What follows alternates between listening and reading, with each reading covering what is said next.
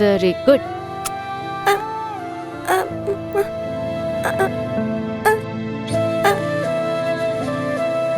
ஆதி அப்பா,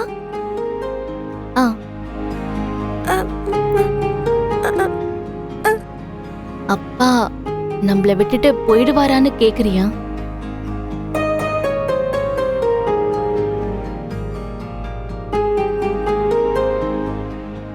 தமிழ்,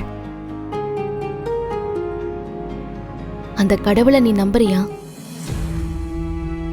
அப்ப கண்டிப்பா ஆதி அப்பா எந்த சூழ்நிலையிலயும் நம்மள விட்டு போக மாட்டாரு. நம்ம கூடவே தான் இருப்பாரு. இங்க பாரு, அம்மா சொல்றத நல்லா கேட்டுக்கோ. உனக்கு இப்ப பேச வரலங்கறத ஒரு குறையாவே நீ நினைக்க கூடாது. நீ எப்பவும் போல பேசுறதுக்கு ட்ரை பண்ணிட்டே இருக்கணும். உனக்கு ரொம்ப பிடிச்ச விஷயம் எதுவா இருந்தாலும் சந்தோஷமா செய். உனக்கு என்ன சாப்பிடணும் தோணினாலும் அம்மா கிட்ட சொல்லு, நான் உனக்கு சமைச்சு கொடுக்கறேன். நீ தம்பி கூட ஜாலியா எப்பவும் போல விளையாடு. அவன் கூட பேச ட்ரை பண்ணிட்டே இரு. உன்னோட அந்த விடாமுயற்சி தான் உனக்கு இப்ப இருக்கிற பிரச்சனைய அது சரி பண்ணும். உன்னை சுத்தி நடக்கிற எந்த ஒரு விஷயத்துக்காகவும் இனிமே நீ வருத்தப்படவோ இல்ல அத மனசுல வச்சுக்கிட்டு கஷ்டப்படவோ கூடாது. எதுவா இருந்தாலும் அம்மா கிட்ட சொல்லு. அது மட்டும் இல்லாம பாட்டி இருக்காங்க, தம்பி ஆதித்யா இருக்கான். எல்லாத்துக்கும் மேல உன் ஆதி அப்பா உனக்காக இருக்காரு, எப்பவுமே இருப்பாரு. சரி, டைம் ஆச்சு, தூங்கலாமா? வா.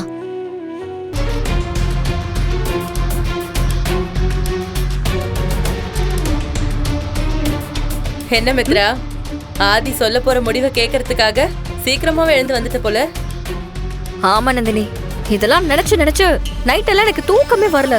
சரி, அத நினைச்சு இப்ப எதுக்கு டென்ஷன் ஆயிட்டு இருக்க? எப்படியும் தெரிய வரதானே போகுது. ஏய் தவக்கல, சொல்லுங்க மித்ரா மேடம். ஆதி என்ன பண்ணிட்டு இருக்காரு? ரெடி ஆயிட்டாரா? உங்களுக்கு விஷயமே தெரியாதா? அண்ணன் வீட்ல இல்ல. என்ன சொல்ற? ஆதி வீட்ல இல்லையா? ஆமா மேடம், காலையில நேரமே கிளம்பி வெளியே போயிட்டாரு. எங்க போறேன்னு சொல்லிட்டு போனாரா? அதெல்லாம் என்கிட்ட சொல்ல மேடம், நானும் கேட்டுக்கல. காலையில அவரோட முடிவு என்னன்னு சொல்றேன்னு சொல்லிட்டு இப்படி சொல்லாம கொள்ளாம காலையில வெளியில போயிருக்காரு. எனக்கு ஒன்றும் தெரியாது மேடம்.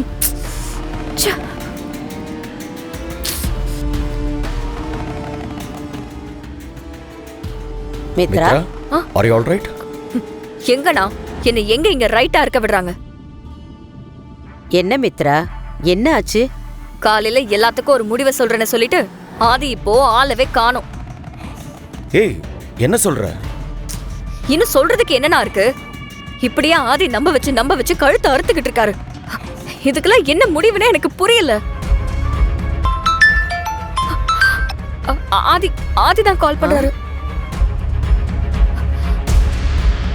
ஹலோ ஆதி, எங்க இருக்கீங்க?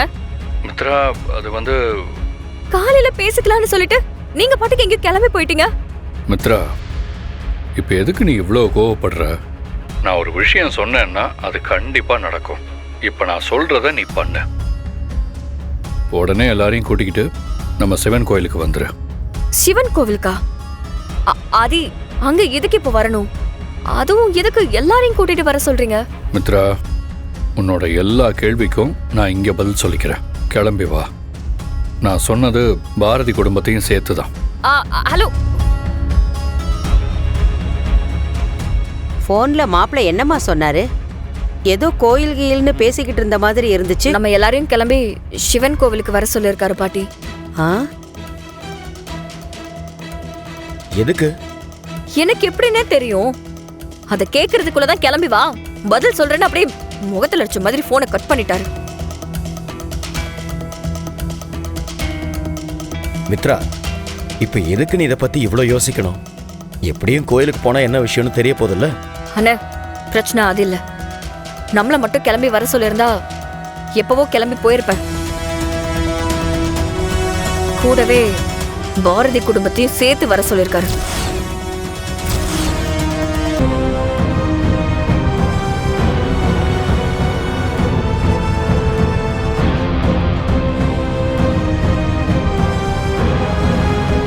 மாப்ள, இது என்ன பூஜை?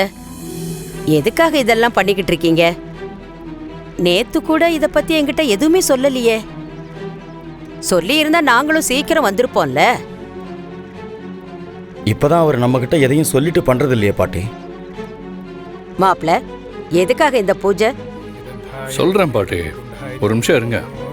தமிழ், இங்க வா.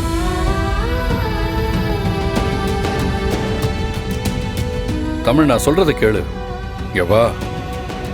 தமிழ் போ.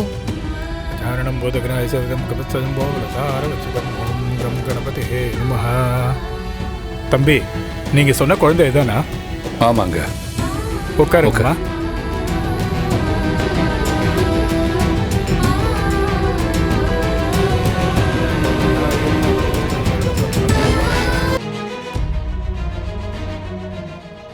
மாப்ள, இங்க என்ன நடக்குது? இப்ப எதுக்கு தமிழ ஹோம குண்டத்துல உட்கார வச்சிருக்கீங்க?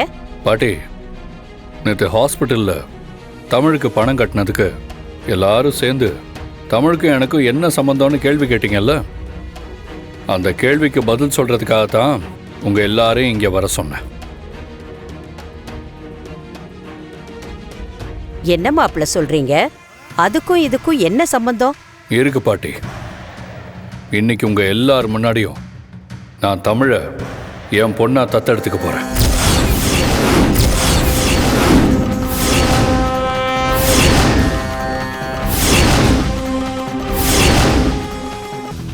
இப்படி ஒரு முடிவு எடுக்கிற அதிகாரம் உங்களுக்கு யார் கொடுத்தது? பாட்டி, நீங்க கேட்ட எல்லா கேள்விக்கும் என்கிட்ட பதில் இருக்கு. ஆனா அதெல்லாம் சொல்லணுங்கிற அவசியம் எனக்கு இல்லை. தெரிஞ்சோ தெரியாமலோ தமிழோட மனசுல நான் அப்பாங்கிற விஷயம் ஆழமா பதிஞ்சிருச்சு.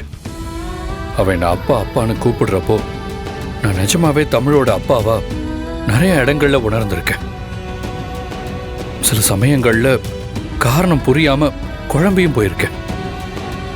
இந்த மாதிரி உறவெல்லாம் நாம முடிவு பண்றதில்ல.